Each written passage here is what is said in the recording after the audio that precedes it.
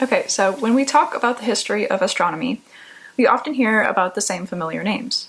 Kepler, Galileo, Copernicus, men whose work helped define the scientific revolution. But hidden between these well-known figures are brilliant thinkers whose contributions were nearly lost to time, simply because they did not fit the mold of who society believed a scientist could be. Today, we want to introduce you to one of those remarkable individuals, Maria Cunitz. I think that's how you pronounce it. She lived during the early 17th century in a world shaped by political upheaval, religious conflict, and strict limits on what women were allowed to learn or do. And yet, despite all of this, she became one of the most accomplished astronomers and mathematicians of her age, often called the Silesian Pallas and even the second Hypatia. If you don't know who Hypatia is, go watch our episode on Hypatia. Yes. So, her story is not just about scientific achievement, but also of perseverance. Without access to formal education, proper equipment, or institutional support, Maria Cunitz still managed to produce one of the most important astronomical works of her century. And today, we'll walk you through her life, her challenges, her contributions to astronomy, and why her legacy still matters.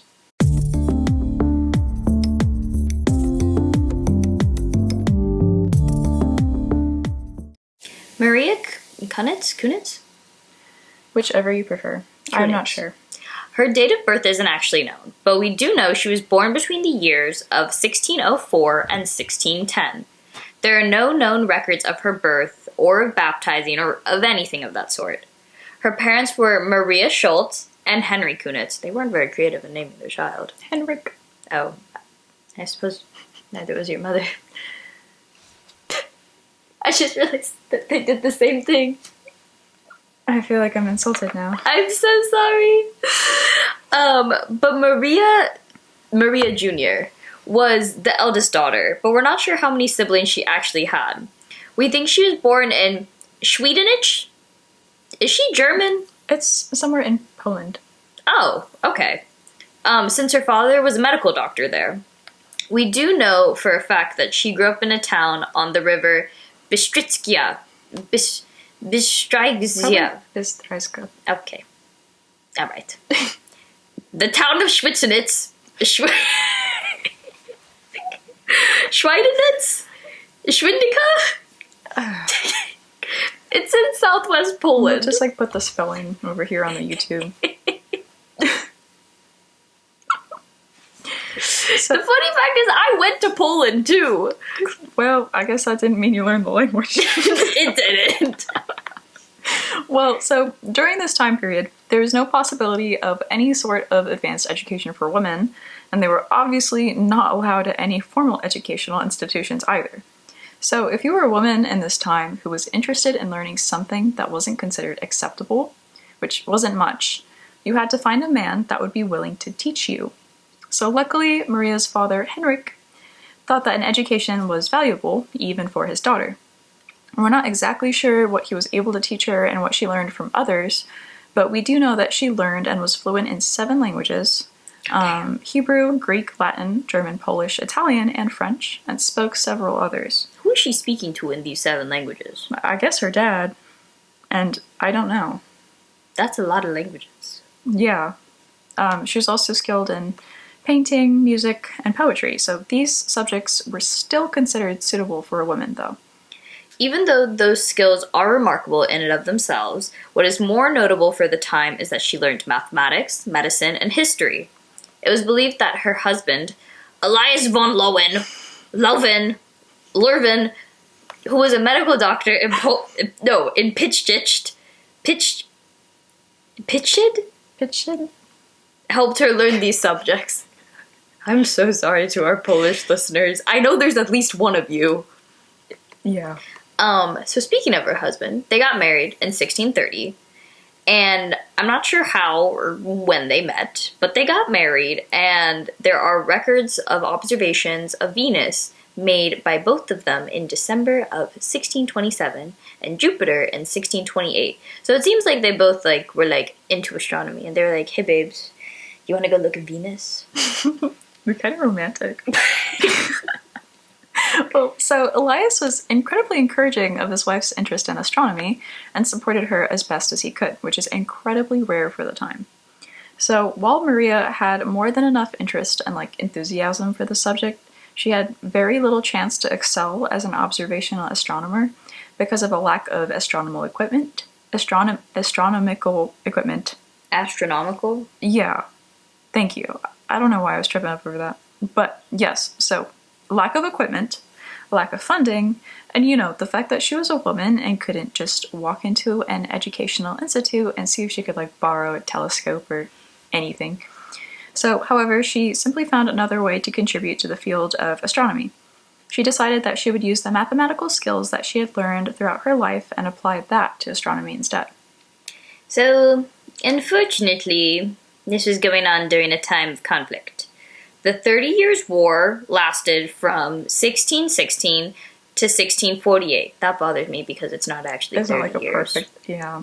Why would you... The 32 Years' War in that case. Doesn't sound as cool. The 30-ish years. 30-ish years.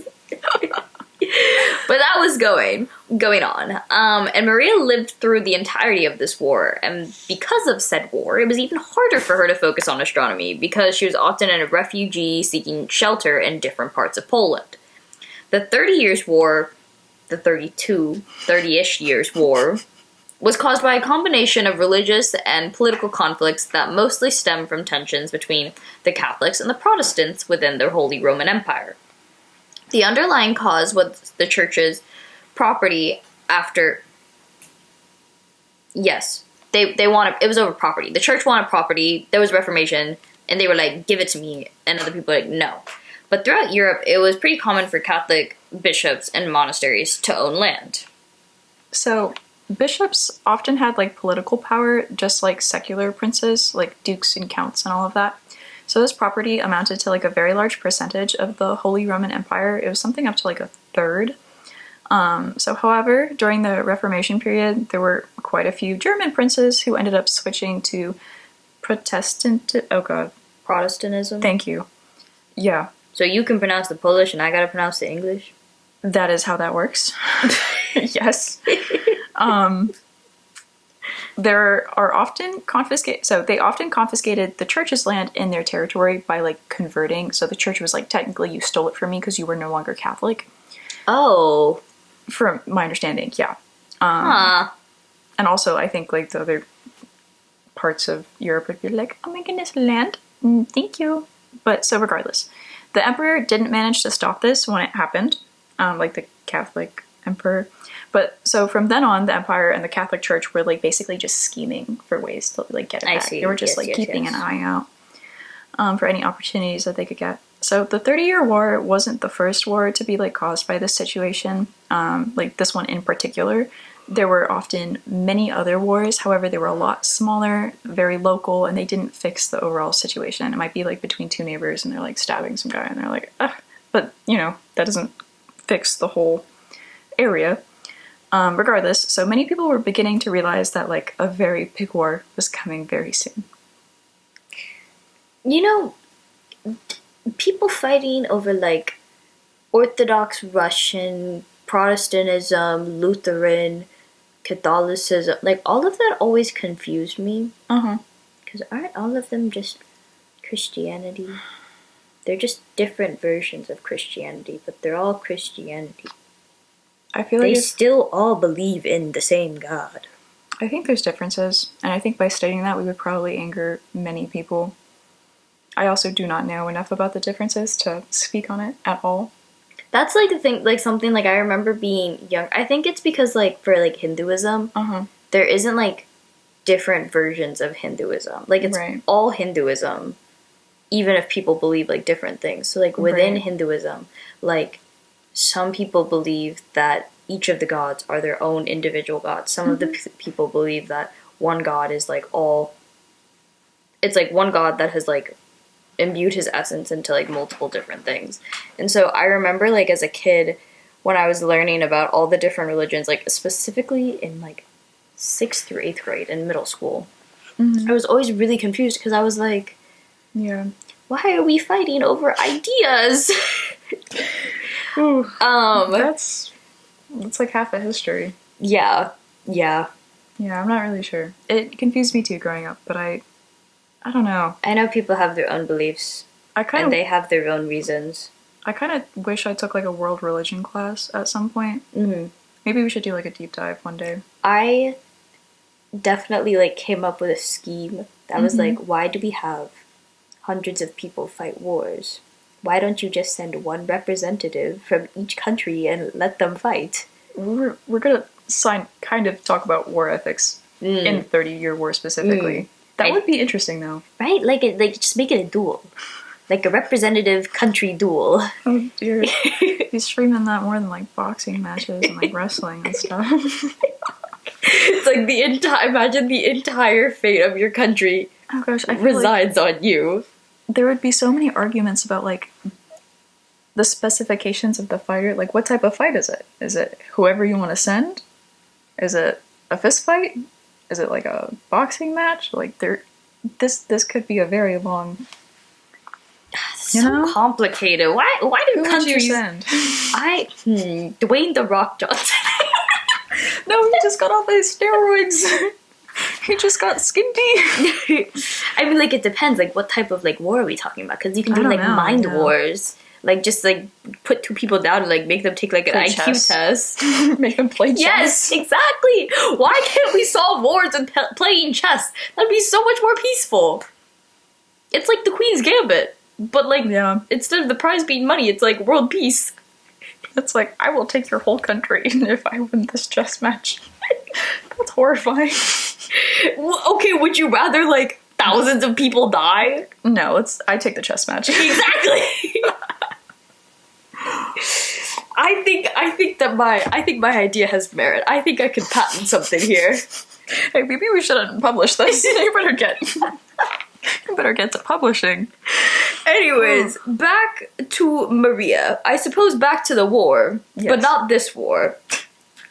So the direct cause of the 30-year war, also known as the 32-year war, also known as the 30-ish years war, was the question of Bohemian autonomy. Now, I'm gonna preface this with saying I was very confused with what Bohemia was for the Bohemian Rhapsody. Well, okay, because like there's Bavaria and then there's Bohemia. Yes. Next sentence. Bohemia. I should really read these. So Emma clarified my confusion by so kindly stating for me that Bohemia was a kingdom that belonged to the Habsburgers' territories for some time. Fun fact about the Habsburgers, they were the most inbred family. Mm-hmm. Yeah. I was wondering why it sounded familiar, and then I was like, oh. The Habsburgs. Yep, inbred. Yeah. But yeah, so they are separate from Austria. Still confused where Bavaria comes into play. Yep, cannot answer that for you. Yeah.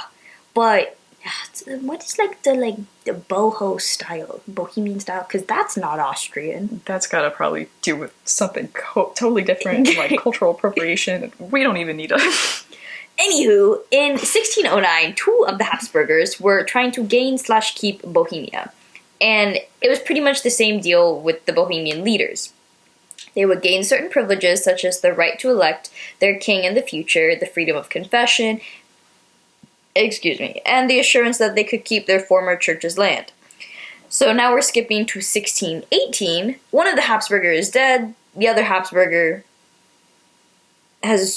he's now the emperor. Yes. Right. So there was a little bit of an incident with Protestant church that was on Catholic church land that ended up with a different Protestant church getting demolished. So the Catholic church was like, get off my land, and they were like, no, and then so the Catholics destroyed a different church that wasn't on their land. Why would you do that?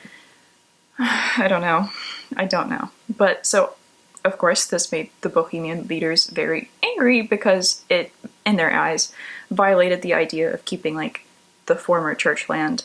And I feel like I didn't clarify very well, but like, so the two like Habsburgers didn't realize they both went to go make a deal with Bohemia, And Bohemia was like, I don't know if it was like the same leader who made the deal with both of them, but like one of the emperors didn't really agree to all of like the leader's rights. I think. I might not be fully correct, but that's the one that became emperor. So like he's like that, or he just was like, I don't care anymore, like whatever their values were, it's still my land technically, even though they kind of gave them a sense of autonomy. I don't understand, but Okay. so because like obviously the emperor is like the Catholic part, so Right. they were like responsible for demolishing that church technically. So that's why Bohemia was really mad at the emperor and at the Habsburgers, because they held them responsible for the Protestant church like being destroyed. Okay. Okay, so yeah, so they were angry, and the emperor said that he was not responsible. So the Protestant leaders of Bohemia concluded that the emperor's governors in Praha must be responsible. Like they wanted to hold somebody responsible. Where's Prague? I don't know. I do not know. I've heard people call Prague Praha. That would make sense. But I did not Google that, to be honest. Because there was just so much that went into one war. Right. But regardless, so they were like, okay, we're going to hold these two governors responsible instead. And they like put them on trial. They put the two Catholic imperial governors on trial. They found them guilty, and guess what they sentenced them to? Defenestration. Being thrown out of a window. Defenestration. I love that word. Also, Praha is Prague. Okay, sick. But I remember being in like 9th grade, like world history, and we learned, she was like, I'm going to introduce you to a new word today. There's a specific word for throwing someone out the window, and it's called defenestration.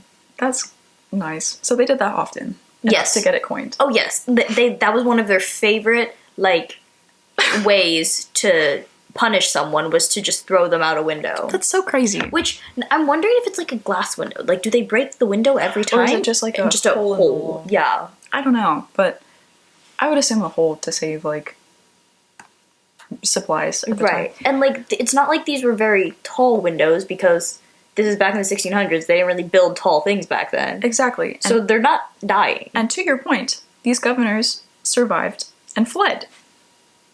So they're just getting broken. And apparently they were, like, really surprised that they survived, so I guess their window was, like, a little tall, but these guys lived. I see. So, but, like, more or less, this led to the war in a kind of simplified version.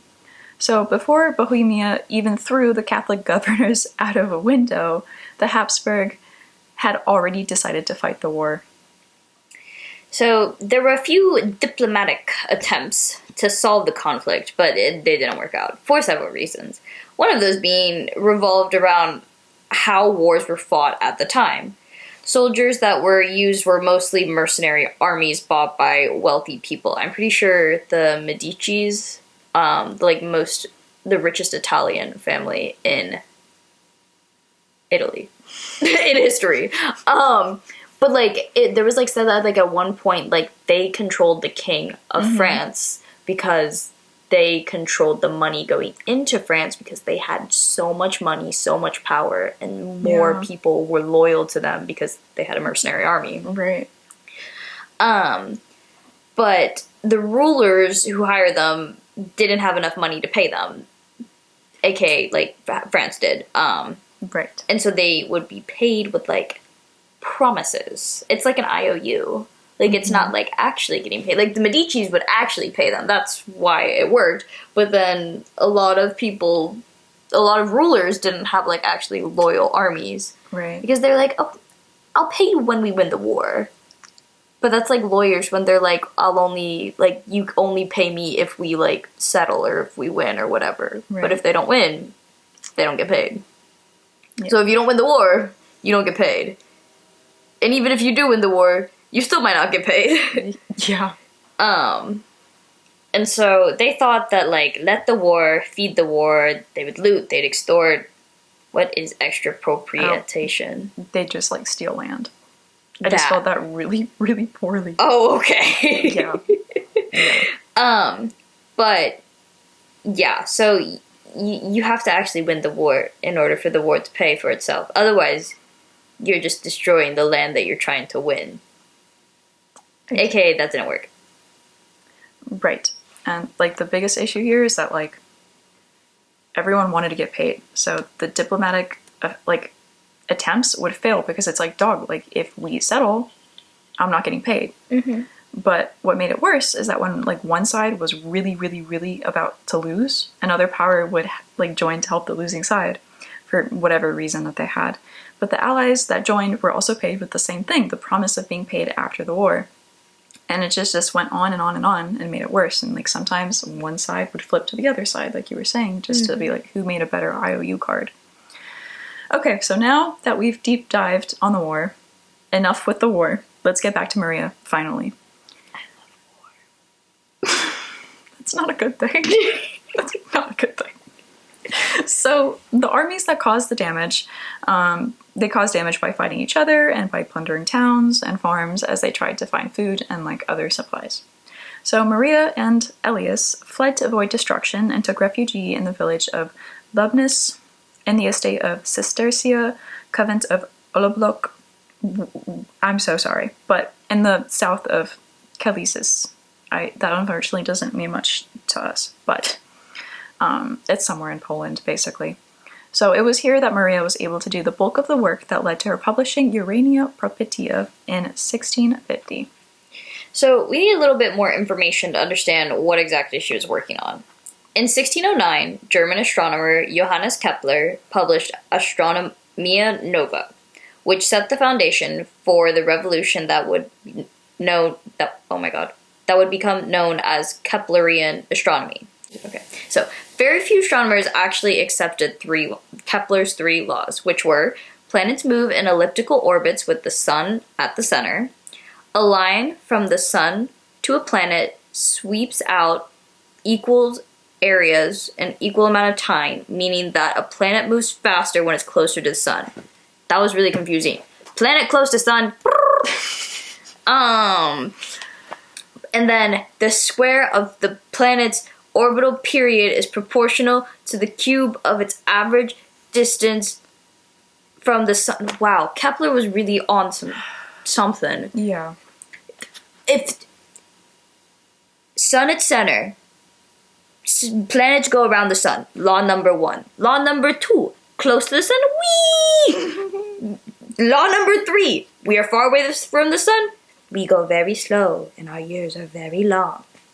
The end. Kepler's laws. He was a man of complexity. And I am not. Thankfully. Thankfully. Anywho, Maria was one of the very few that believed in Kepler's laws of planetary motion.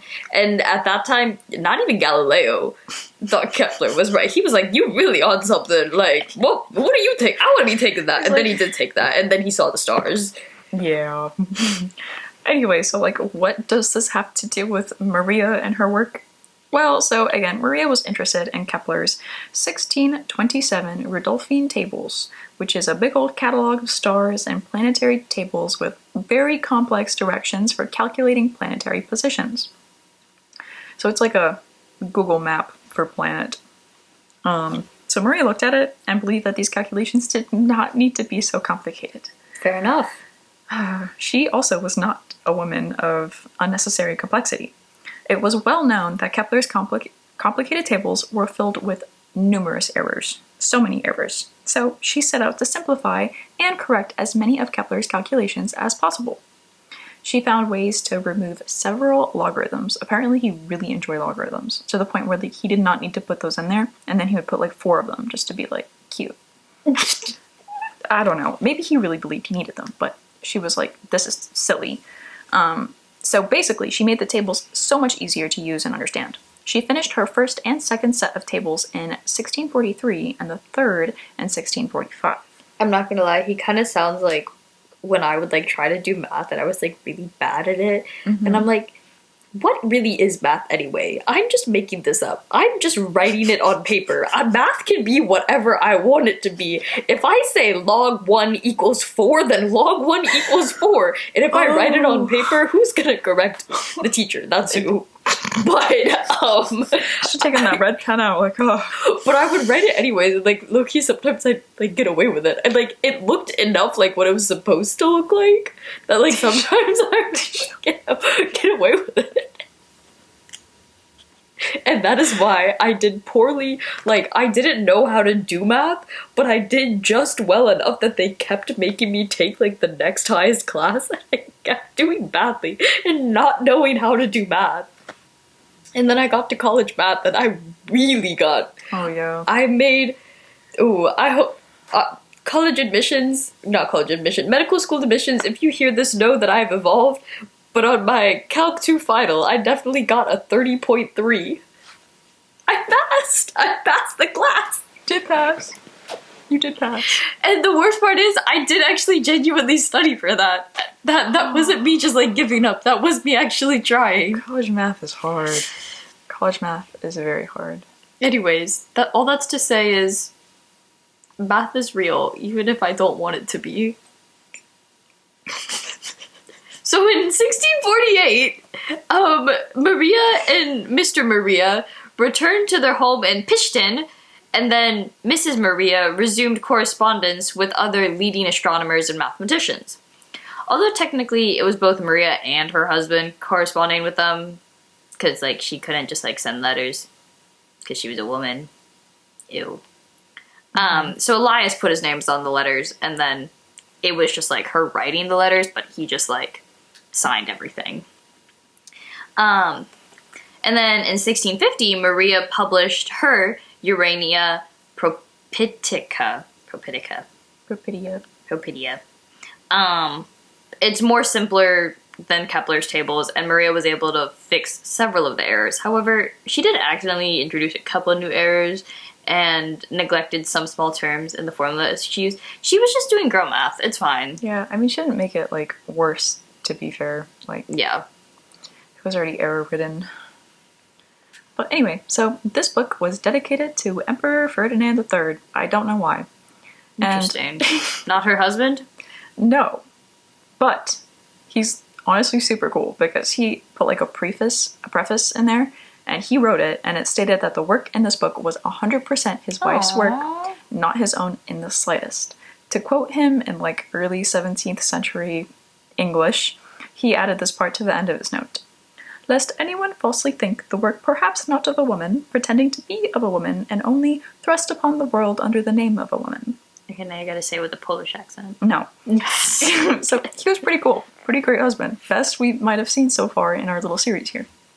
So, even though it was published under Maria's name, and with the preface, people still assumed that her husband did most of the work. That's crazy. Like, what? Also, in 1706, Johann Alberti said that she was so deeply engaged in astronomical speculation that she neglected her household. And to be continued, the daylight hours she spent, for the most part, in bed, in parentheses, concerning which all manner of ridiculous events have been reported, parentheses end, because she had tired herself from watching the stars at night. That's so real. But that's also a crazy comment. But yeah, so I mean, clearly she didn't mind and Elias didn't mind, so like, I don't know why other people are so involved in her life. But other people during the 18th century shared this, like, same belief. They were like, oh, you're just neglecting your house. So they looked down on her because her time was dedicated to astronomy and math instead of womanly tasks like the dishes and childbirth. I know that I live in a different age, but it is so hard to comprehend in my mind that, like, it used to be that a woman's job was the house. Right. And if that's what you want to do, by all means, more power to you. But, like, that's not what she wanted, and that should have been fine. Right. So, Maria and Elias had to pay out of pocket to publish and create copies of the book. So only very few were made, and it didn't have a large audience. It was published at an isolated printing establishment in Oleniskia. Yep. And Maria published the book in both Latin and vernacular German. Well, I guess that's where her languages come in. Mm-hmm. Which helped it make it more accessible outside. It made the book more accessible to people, just like the general people. And then it helped establish German as a scientific language. Why not Polish? If she was Polish. I think she thought that maybe she'd reach more people with Latin and German. Interesting. I see. But her contributions to astronomy weren't exactly new, but she just, in her book, she was like, yeah, I'm that girl. I can do math. I can do stars. Right. The end. I mean, it wasn't a new theory, but like technically there were new equations. Yeah, they were corrected equations. Yeah. So another hater, Ismail Bouliau? I'm not exactly sure. But anyway, so he was a mid-century Parisian astronomer, commented on the book because he thought that his computations were better. That's all he said. He was like, I think they're better. Did he have proof? He didn't really all he said was, I think I'm better. I see. But we'll get into it a little bit. So hardly anyone else mentions or references the book through history, but you'll see why later. So Urania Propetia helped Maria get recognition across Europe. She began correspondence with other prominent European astronomers of her day, like Pierre Gassendi and Johannes Hevelius. Johannes Hevelius had produced Selenographia in 1647, which is one of the first detailed maps of the moon's surface. He's the one who actually suggested that Maria would talk to Ismail, last name, who was a librarian at the time working with some other important people in Paris. So Ismail had published Astronomica Philolaica. I feel like we should bring back the really eloquent names. These are so cool names. Ismail's a pretty cool name. And now it's just the art of war. Right. Oh, you mean the book titles? Yeah. That too. Selenographia. That's so pretty. Yeah. I mean, Selene is moon. Right. I also think a lot of other languages are a lot prettier than English. Yeah. But, so he published that book in 1645, which accepted elliptical orbits for planets and claimed that if a planetary moving force existed, then it should vary inversely as the square of the distance. Again, basically, if the planet is farther away, you're going to have longer years than if it were closer. So he pretty much just supported, what's his face? Yeah. Wait, Maria or no. Kepler? Kepler. Oh, I see. He was a supporter of Kepler a couple years before Maria published her book. I see. But I guess it's not that surprising that he considered his tables for the position of Mercury, the position of Jupiter, Saturn, and the Moon a little bit more accurate in comparison to hers. But he had a lot of access to equipment, tools, and funds. Again, he was a very popular guy. He was a guy working in a library, and he had a lot of connections. Yeah. So, sure, if I had all those resources, I would do shit too. Right. So, in the end of May 1656, there was a major fire that destroyed many of the houses in Pitchen, where Maria and Elias lived. Their home was almost completely destroyed, and the majority of Maria's books, papers, letters, equipment, they were all lost. Many records of observations that she had made over the course of decades were lost in that fire. What letters remain are kept at the Österreichische.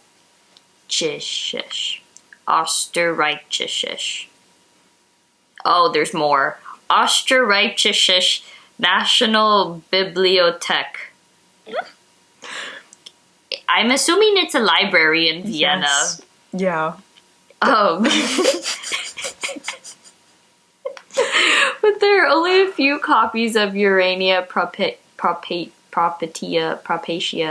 that survived today. Sadly, in 1661, Maria's husband died, and she passed shortly after in 1664.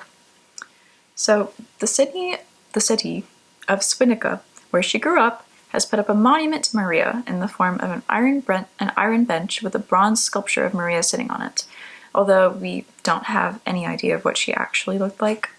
It is the only memorial we know of to one of the most accomplished women astronomers in the early modern world. It is now said that Maria's book was possibly the earliest high-level printed scientific book that was written by a woman.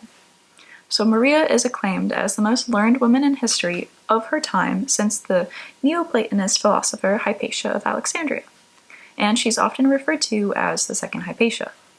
Today, her book is credited to the development of the German scientific language. That's pretty cool.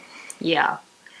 Oh my god, I cannot pronounce these. Urania propidia, It's Propidia. I definitely spelled it wrong earlier. Oh, that's our word. Sorry. Urania propidia remains the only work she ever published, but it proved that Maria was just as proficient in mathematics and astronomy as any man of her age, and her reputation continued after her death. She's also known as Silesia Pallas, or, Pallas means Athena. Athena of Silesia. Silesia. She also received some more modern recognition as well. In 1960, a minor planet was named Maria Cunidia, the Maria planet, after her. And in 1973, they named a crater on Venus after her as well, the Cunitz crater. That's kind of cool. Yeah. So, Maria made a successful name for herself during a time when culture actively worked against women entering education and science. So, although Maria's story isn't without struggle, one cannot help but wonder how many more women would have been able to do something like Maria if only they were granted more opportunity. The end.